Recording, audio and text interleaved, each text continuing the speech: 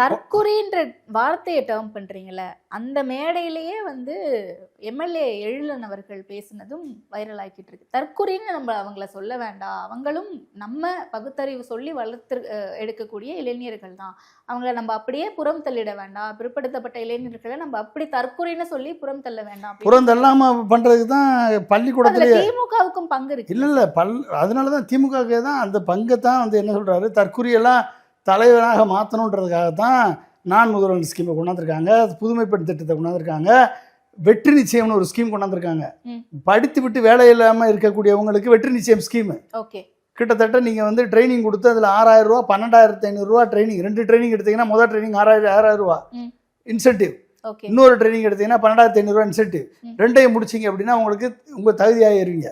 ஒன்று வந்து நான் முதல்வன் ஸ்கீம் படிக்கிற மாணவர்களுக்கு, படித்து கொண்டு இருக்கக்கூடிய மாணவர்களுக்கு, வெற்றி நிச்சயம் படித்து முடித்து வெளியே இருக்கக்கூடிய மாணவர்களுக்கு இந்த ஸ்கீமு. அதுக்கு அடுத்து வந்து என்டர்பிரனர் டெவலப்மெண்ட்டு, பணம் கொடுத்து அவங்களுக்கு தொழில் முதலீட்டை கொடுத்து அவங்களுக்கு வேலை வாய்ப்பை உருவாக்குவதற்கு என்டர்பிரனர் டெவலப்மெண்ட் ஸ்கீமு. அதுக்கப்புறம் நீட் ஸ்கீமு.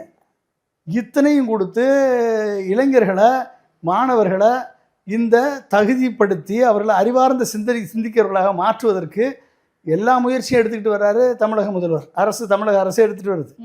நீங்கள் வந்து இத்தனையும் எதுவுமே தெரியாமல், படிக்கிற மாணவர்களுக்கு எதுவுமே தெரியாமல், இந்த மாணவர்களை எல்லாம் வந்து நீ தண்ணி போட வச்சு போதைக்கு அடிமையாக்கி, போதை பொருளுக்கு அடிமையாக்கி, வன்முறைக்கு அடிமையாக்கி, கலாச்சாரத்துக்கு அடிமையாக்கி, டான்ஸுக்கு அடிமையாக்கி, பாட்டுக்கு அடிமையாக்கி, மியூசிக்கு அடிமையாக்கி, இத்தனையும் அடிமையாக்கி அவனை வந்து நீ வந்து என்ன வளர்க்குற, அறிவார்ந்த சிந்தனையை வளர்க்குறதுக்கு அரசு முயற்சி எடுக்குது.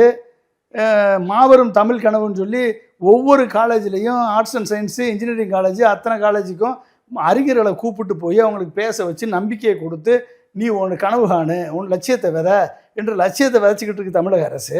நீ எதை விதைக்கிற?